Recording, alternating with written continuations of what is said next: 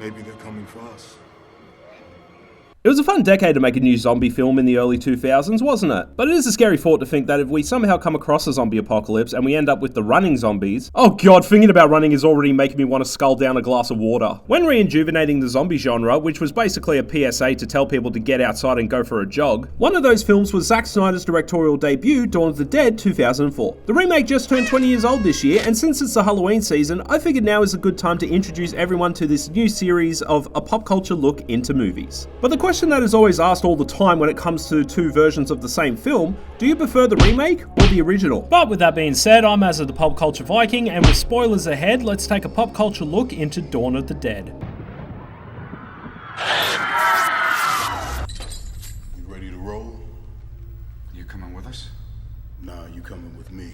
So for those who are not familiar with the zombie genre, Dawn of the Dead was created by the godfather of horror, George A. Romero, who created the classic zombie movie that started it all, Night of the Living Dead, in 1968. 10 years later, George decided to make the sequel, Dawn of the Dead, in 1978, and the story follows two SWAT team members and two news workers deciding to fly a helicopter to avoid the growing zombie apocalypse and find a shopping mall to take refuge and use the mall to its advantage. Thanks to the fan base of Night of the Living Dead, commercials, and word of mouth, Dawn of the Dead 1978 became a massive hit and has been ranked as one of the top best horror movies and regarded as one of the greatest zombie films ever made, and earned its spot in pop culture. Plans to remake 1978's Dawn of the Dead were conceived by producer Eric Newman, who was a fan of the original, along with producer Mark Abraham, who wanted to reinvigorate the zombie genre for modern audiences, as well as to make old fans happy and make a lot of new fans. Newman and Abraham bought the rights to Dawn of the Dead from producer and rights holder Richard B. Rubenstein, who was reluctant at first as he was concerned that the studio would sanitize the remake with air quotes attitude. But Rubenstein agreed as he trusted Mark Abraham's long track record in keeping the creative integrity of the studio distributed films he has produced intact. Now, in between making Scooby-Doo films, James Gunn was hired to write the script, despite the studio not wanting to deliver a signal idea for the film beforehand. Now, Gunn was a huge fan of the original film as a young kid, but he actually turned down the offer at first, but changed his mind as he kind of saw genuinely what the film could be. And with James Gunn on board, the producers thought of the remake as a re-envisioning, which would work in some references to the original, but would primarily work on its own terms. Eric Newman used films like Invasion of the Body Snatchers, The Thing, and The Fly as influences on the remake, considering these to be amazing updates as well as great movies that add to rather than diminish the original films while showing respect to Romero's film. In the scriptwriting, Gunn retained the original's basic premise of a group of survivors taking refuge in a shopping mall during a zombie apocalypse, but gave it a plot that was more action-oriented, and to keep the virus and zombie outbreak origins ambiguous. The script was given uncredited rewrites with more character development and more upbeat action scenes. Now, James Gunn also got some internet backlash due to him writing the script for Scooby-Doo 2002, and thought he was unqualified for the job. But film critic Harry Knowles, who was originally against the remake, came to the rescue and ensured everyone not to worry as he read a copy of the script and gave a positive response. In his directorial debut, Zack Snyder was brought on board. Now, Zack was a commercial director and took the job because it gave him a reason to care about every shot. Now, Zack didn't want to make a shot-for-shot remake to compare to the original. Zack Snyder wanted to make a straight horror film that was as serious as a heart attack and keep the production as grounded as possible. So yeah, job done with Zack Snyder's little to-do list. Now, Zack's approach included storyboarding, which he fucking loves those since he's a visual director, while not only maintaining James Gunn's idea of not revealing the origins of the outbreak, but also introducing running zombies. This was Zack's way of making the zombie genre fresh and new, and would make the zombies feel like an actual threat, especially when in hordes. James Gunn supported the idea of running zombies as it would raise the stakes of the situation. Yeah, I should work on my cardio. I don't want to get a stitch if this zombie apocalypse actually happens. In search of a shopping mall for the location of the films, production designers looked for existing malls that were scheduled for demolition. Yeah, if they did that in a real shopping mall, I'm sure nobody wants a heart attack who's trying to do their shopping and accidentally walks onto the set with a zombie charging at him. Now, surprisingly, it was hard looking for a rundown mall until they found a now defunct Thornhill Square shopping mall in Toronto, Ontario, Canada. The mall measured approximately 45,000 square feet, or 1 acre. The crew completely rendered the mall over an 8-week period, adding an expensive water feature near the entrance, 14 shops, parking structures, and warehouse areas. Zack Snyder didn't want the designs to just be storefronts. He actually wanted them like real shops, so the production team built them as actual retail stores, complete with merchandise. And the stores were given fake names except for 2 that agreed to let their brands into the film. The score for Dawn of the Dead was composed by Tyler Bates, which was his first horror film. Bates' score combines elements of electronic music and 20th century orchestra, which gave us a score to make the audience feel very, very uncomfortable. And Tyler Bates would go on to frequently collaborate with Zack Snyder in future films. The visual effects for the film were provided by Canadian VFX studio Mr. X Inc. The production shot required as many as 4,000 live-action zombies that were created with a combination of practical zombies and CG zombies that were billed as 3D models. The mall parking lot scene involved tens of thousands of zombies, which was shot with motion control passes with 200 extras and combined with CG zombies that were composited to create a realistic digital crowd simulation. Designer Kyle Cooper designed the title sequence for the film using real human blood. We'll start with Sarah Polley as Anne, who was the first choice, and Sarah took the role as it wasn't a stereotypical role that female characters get in horror movies. Ving Rhames as Sergeant Kenneth, who was sold on the role with the diverse cast, Zack Snyder's directing, and jokingly stated, "I wanted to be in this movie because the black guy lives." I fucking love Ving Rhames. Jack Weber as Michael, which is his second horror movie role. Mekhi Phifer as Andre. Ty Burrell as Steve. Yeah, you heard me, the dad from Modern Family plays a twat in a Zack Snyder zombie movie. Michael Kelly as CJ, who's probably the character with the best lines in the movie. And along with Kevin Ziggers, Michael Barry, Linda Booth, Jade Eastwood, Boyd Banks, Ina Korobina, R.D. Reed, Kim Porapora, and we definitely can't forget about Bruce Bone as Andy, the gun store owner. And with keeping homage to the original 1978 film, Scott Reiniger, Ken Forey, and Tom Savini, who starred in the original Dawn of the Dead, made cameo appearances in the film. The special makeup effects for the film were created by David Leroy Anderson, with assistance from his wife Heather Langenkamp. And yes, that's Nancy from A Nightmare on Elm Street. Now, Zack Snyder and the production wanted the idea of the zombies decomposing throughout the film. Anderson researched decomposing bodies through medical books, war footage, and crime scene photos, and looking at the graphic images to get the right depiction of the appearance for what they wanted for the zombies. Hope nobody's having dinner watching this. The decomposing was split into 3 stages. Stage 1 was to make the zombies look like ER patients with fresh bites with a lot of blood. Stage 2 was the wounds were moist, but the skin is starting to break down with discoloration and mottling with greens and blues. Stage 3 is the most intense stage, with the skeleton form coming through with the wounds dried up, with the skin slogging off and colours of oily black. Headshot effects were achieved through various methods, such as bullet hit squibs that were covered in prosthetic scalps and attached to the back of the actors' heads to be detonated. Now, this was actually a concern, as squibs can actually hurt and can actually bruise if not set up right. Anderson did, however, develop an alternative method in which the team would attach wires to the scalp and yank them with a remote control air ratchet system, leading to similar gruesome effects, and was much safer. Hundreds of zombie extras had to be constantly available for the entire shoot. To handle the willing extras, Anderson and his team built a large factory where the painted extras would stay put until they are spoken to by either the main or secondary film crew. One camper band would apply detailed prosthetic makeups for extras playing hero zombies, a special type of zombie who are at the forefront of the camera and interacting with the characters, and the other consisted of tents that would produce painted masks for extras playing background zombies. The makeup artists were given concept images to work as references. According to Anston and Heather, the most extras they had ever been given that day sat between 200 to 400, with a total of 3,000 makeups completed when filming ended. And filming began on June 19, 2003 in various parts of Toronto, Ontario, Canada, with principal photography completed in September 6, 2003. But now here's the part where I give my personal review after a rewatch. Also, I'll be talking about the unrated extended cut, as that version has more character development, extra scenes, and more action than the theatrical cut that's on streaming. Which is another reason why I still buy physical media. Tell me something I don't know, asshole!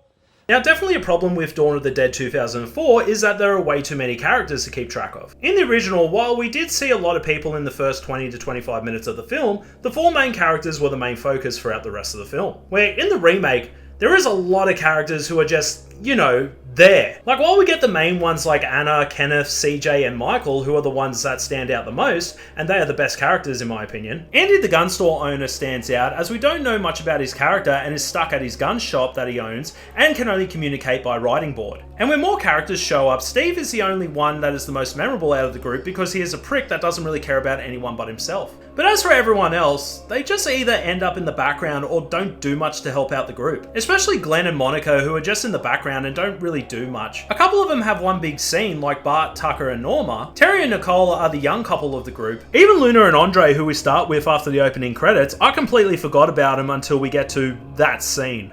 It's definitely one of the reasons that the original film's characters work very well, as there are only 4 of them, where the remake is just overloaded with characters. Now let's get it out of the way, shall we? So Luna is all preggo throughout the film, and there's a moment where she gets attacked. Now, while she didn't get bitten, she did get a scratch from the zombie and ends up being infected slowly. So this leads to that scene. And this then leads to Luna dying and turning into a zombie. And no, I am not describing what happens next. Which leads to a shootout between Norma and Andre, and the group discovering Norma, Luna, and Andre dead and finding the zombified baby. Yeah, this was a bit much, and it is a moment where this is the first ever zombie baby that was put to film. How's everyone's dinner going? Got room for dessert? Okay, another negative is the dumb decision that Nicole makes later in the film that ruined the group's plan to leave the mall later in the film. So the group finds a dog in the underground car park, and look how cute he is. So Nicole teaches the dog tricks, and the group needs to get food to Andy the gun store owner as he is starving because he ran out of food. So they use the dog and prove that the zombies don't care or eat animals. But Andy gets bitten. Now, guess what Nicole does? Just drives straight over to get herself stuck. Like, the dog was going to be fine as the zombies, you know,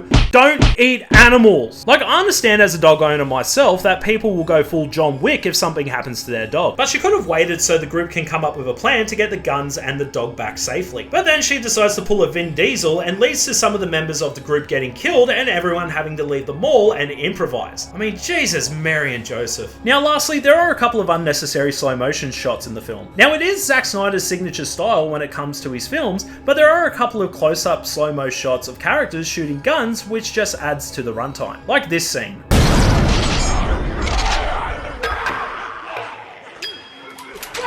Like, just seeing Kenneth shooting the shotgun bit is fine, but it feels unnecessary to add the pump, the shell coming out, and dropping to the floor, but it's also Zack's first film, so I kinda give it a pass. But now let's look at the positives. First, the opening scene and opening credits just gets the movie started. Like, just the start of Anna, who works as a nurse finishing a shift at the hospital, and not noticing the signs of what's to come, waking up to her zombified neighbor attacking her husband, who turns and narrowly escapes and seeing the world around her in chaos. The first 10 minutes really puts you in the driver's seat, and the opening credits with Johnny Cash's When the Man Comes Around is such a great way to tell the story of how out of control everything is. With news reports, press conferences, riot footage, and the White House under attack, like, Zack Snyder's really good at doing opening credits. Now, Zack Snyder is one of my favourite visual directors, and seeing his style of cinematography, colour palettes, and camera angles works so well for the film, and seeing the little details in the background is definitely what makes Zack Snyder the go-to director when you want a movie to look a certain way. Now, another thing that sets this film apart from the other zombie films out there is the style of mixing action and horror. Now, while the original does have action and guns going off, it's still a movie from the 70s, and action and fight scenes have evolved over time. The remake, on the other hand, is f***ing intense, and the multiple scenes of the survivors fighting off running zombies. It's bloody relentless, and it puts you on the edge of your seat as you do feel the danger that the characters are in. And you see, feel, and hear every gunshot, explosion, and zombie bite. And just like the original, the remake leaves on an ambiguous ending and leaves you guessing about the character's fate in this new world. Now, a big positive are the zombies. In the original, when you look at the movie now, the zombies don't feel too dangerous as they just stumble around and you could just, you know, walk around them. Now, unless if you're the Flash or sitting in Dom Toretto's Dodge Charger, you better build up your cardio because imagine this happening to you. Now, with the introduction of running zombies, the dead actually feel like a threat, and the characters are on their toes from zombies just screaming and charging at them. And one of them is scary enough, but a horde of them, forget it. In the original, there are noticeable zombies like the nurse, the monk, and that one that stole Roger's gun, but they are just differently dressed zombies. Where in the remake, there's the janitor with the gnarly death scene, a hanging zombie with no legs, which they use real amputees along with the zombie in the black tank top, the muscle one who picks up the propane tank, and the bloated woman, which was actually a guy in heavy makeup, Just adds more variety and more danger to the zombies and actually looks scary. And lastly, the film definitely feels like its own thing. Now, I feel it was definitely the right call for Zack Snyder to not do a shot-for-shot remake as originally planned. Now, while the whole survivors taking refuge in the shopping mall during a zombie apocalypse plot is in both films, the stories play out differently and are both enjoyed in their own unique ways by horror fans. But now those are my thoughts about Zack Snyder's Dawn of the Dead remake. Let's see what the fans and critics had to say. Well, critics were very positive with this film, with a Rotten Tomatoes score of 76% for critics and with an audience score of 77%. Critics praising it as a worthy remake of the original, as well as a decent entry into the zombie genre. And having said, Zack Snyder made a killer feature debut. Everyone's favourite film critic Roger Ebert loved the film and gave it a positive review. The Hollywood Reporter, while giving it a negative review, couldn't help themselves but to say that it was a pulse-pounding good time. Critics have praised James Gunn's screenplay, but have given it negative feedback about the plot and character development, which did get added into the unrated director's cut. And fans are pretty positive about the film. While fans agree that it does have some moments that could have been done better, and some fans prefer the original, it's still enjoyed and loved by horror fans. As for the box office, with a budget of $26 million, the film made $102.3 million at the box office. The film was definitely a success and claimed the #1 spot on its opening weekend, and was screened out of competition at the 2004 Cannes Film Festival. As for the marketing, Dawn of the Dead was marketed with its 10-minute opening sequence that was broadcasted on cable television 4 nights before its theatrical release. Universal Pictures Home Entertainment released Dawn of the Dead on DVD, Blu-ray and digital, with director Zack Snyder's unrated director's cut of the film, which Zack described as longer, gorier and more character-driven than the theatrical version. Bonus features found on the DVD and Blu-ray are Snyder and co-producer Eric Newman's audio commentary. The bonus features also including short films of a news report of the outbreak and Andy's lost tapes, which shows what Andy was up to during the events of the film. Dawn of the Dead was also nominated at the Bram Stoker and Saturn Awards for Best Horror Film, Screenplay and Makeup, and won for Best Horror and Thriller at the Golden Trailer Awards. The release of Dawn of the Dead in the US nearly coincided with Shaun of the Dead, that was also distributed by Universal Pictures. The studio had greenlit Shaun of the Dead with the condition that Dawn of the Dead would be released in the US first in order to avoid this conflict. And Shaun of the Dead were also worried about accidentally copying Dawn of the Dead, so both productions read the scripts and were relieved that both films were completely different. The only thing that was taken out of Shaun of the Dead was a jogger zombie joke. South Park creators Trey Parker and Matt Stone were fans of the film and used the film as an influence upon their South Park Season 11 episode of Night of Living Homeless. South Korean filmmaker Yang Sung-hoo was a fan of the remake as well, which inspired him to make the equally popular Train to Busan. Now, George A. Romero has spoken briefly about how dissatisfied he was with the Dawn of the Dead remake during an interview with Simon Pegg for Time Out. Romero said that although the remake could pass for a good action film, he felt it was aimless and more of a video game for that matter, as well as maintained that he was not terrified of things running at him. Now, looking back at Dawn of the Dead 2004, while it does have issues with too many characters and that scene with the zombie baby, it's still a solid action horror film that fans of horror and the original Romero zombie films love, and has been considered as one of Zack Snyder's best films, making it to the top 10 lists of best remakes and best zombie films, and has helped revolutionize the zombie genre along with films like Danny Boyle's 28 Days Later and Edgar Wright's Shaun of the Dead. And the team up of Zack Snyder and James Gunn just makes this film even more enjoyable, and with Zack Snyder going on to make his big break with the film 300, while a sequel was in development for years, we did eventually get another Zack Snyder zombie film with Netflix's Army of the Dead in 2021, which became the spiritual successor. Dawn of the Dead 2004 is in a rare category of film history where both the original and the remake are both beloved in their own unique and original ways, and has been considered as one of the top best horror remakes of all time. But let me know your thoughts on the Dawn of the Dead remake, and if there's any other horror remakes you'd like for me to cover, or you'd like for me to cover the Living Dead series, let me know in the comments, I'll add it to the list. Thank you so much for watching, and stay tuned for the next episode. When there is no more room in hell, the dead will walk the earth. Hey guys, thank you so much for watching. It really does mean a lot. I hope you enjoyed the video. If you do want to see more videos like this, don't forget to hit that notification button. Don't forget to like, share, and subscribe. And if there's a movie that you guys would like for me to look at, feel free to comment down below. Until then, I'm Azza the Pop Culture Viking, and always love pop culture.